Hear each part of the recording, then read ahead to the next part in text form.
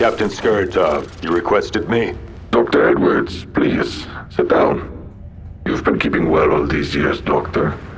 I've been reviewing your records. A number of years you worked on Earth, various Arctic arcologies. What did it taste of home after the war, Doc? Something like that. Years went by. And for the past 10 years in particular, you've been on a few various ships. What made you return to the stars? Life needed a change, and I was getting tired of Earth, if I'm being honest. I thought I'd have peace, but that wasn't a permissible thing. A doctor deserving peace. Somewhat of a contradiction in this day and age. Don't you think, Doctor? Captain, permission to speak frankly. Certainly. This interview. I'm already hired for the position. Why did you want to talk to me? If we must be frank, Samuel. Dr. Edwards, please. Yes. Dr. Edwards. If I must be frank, I wanted to talk to you one-on-one and know where the good doctor has been all these years since our last encounter. It has been many years, hasn't it? Yes, it has. And I try not to remember too much of those days. Is that so? I remember much of it. As you can see, the augmentations I have at this point are quite extensive.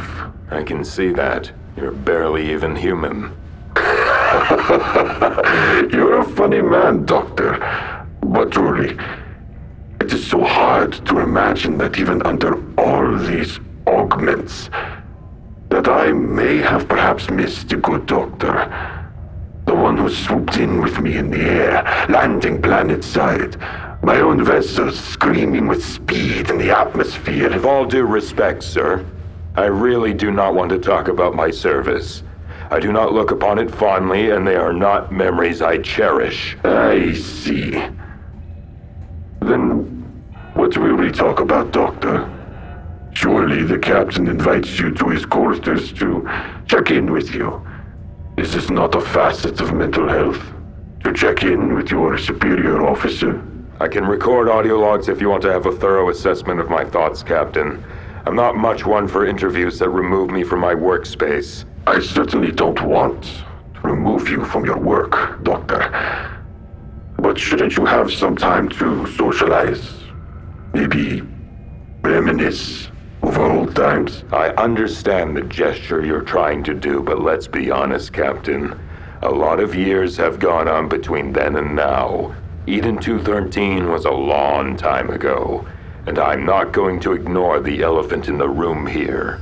And I suppose this elephant is the war itself, Doc? What was done there? I don't agree with it. And it's something that's caused me problems in the past because of this disagreement. You're on my ship, Dr. Edwards. As you are aware, Tigrana Holdings may own it fiscally, but I am the one who commands it. Sierra, my first mate, with every single sector of this ship, managed by loyal overseers of each department. You, Lance with security, Domai with cargo, and all the rest of them. We are classic model of UESN society here, Edwards. The oligarchic mantle of power and responsibility. The few skilled leaders guiding the march forward. Yes, we're an oligarchy on this ship, Captain. Hurrah. Captain, I'm a very busy man. Your medical department is full of very fresh recruits, and I have a number of concerns regarding it, of which I have already sent by a colleague. Reports that I have already read, my good doctor. So this really is just a social call. Fine, I'll get some time since I'm here. What exactly do you want to know then, Captain? First things first. How do you feel about this ship? Being back on it, I mean. Mixed feelings. It's just as I remembered it, nearly 30 years ago. It also seems like it has a lot of issues stemming from 30 years of use. 30 years indeed. She is old. I've kept her running all those years, Doctor.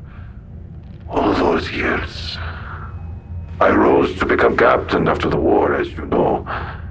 Advanced to position of first mate. And then, when the ship was acquired by Tagliner, they needed a new captain. And for the past decade, this is where I have been. On this ship that made my destiny and gave me my sense of history. The nostalgia is overbearing at times. I can say that much. You have more heart for this ship than that, Doctor. You cannot lie to me. You would have not taken this job if you did not feel something for the Rusanov. You can check my portfolio, sir, but it's hard to get a job that isn't frontline medicine anymore on colonies or war-torn stations that doesn't have some sort of hidden string to it. I'm too old for drama, and I just want a reliable posting. A ship that has, for better or worse, gone through the cosmos for nearly 50 years of its total life seemed like a good bet. And does it seem like a good bet? Are you willing to gamble with me again, Doctor? We both know I have very little choice at this point, Captain. If you're trying to probe some sort of answer out of me, just be straightforward. I'm getting tired of these mind games. I knew you'd still be straight to the point. I merely wish to gauge how you feel. I'm not stupid, Doctor. You never were a fan of authority. But back in your service days, you were a terrible soldier, but a good doctor. I will limit the amount of interviews I have with you, and we can refer to your previous suggestions of audio logs. I want to know my crew's thoughts. I think it's important for a captain to know such things, yeah? Of course, Captain. I'll keep a log of my thoughts for history's sake at the very least. Good. Good. Who knows how many voyages this ship has? I know that I will be attending the helm until the very last one. You are dismissed, Doctor. 𝗟𝗶හි𝗸𝘀, Doctor.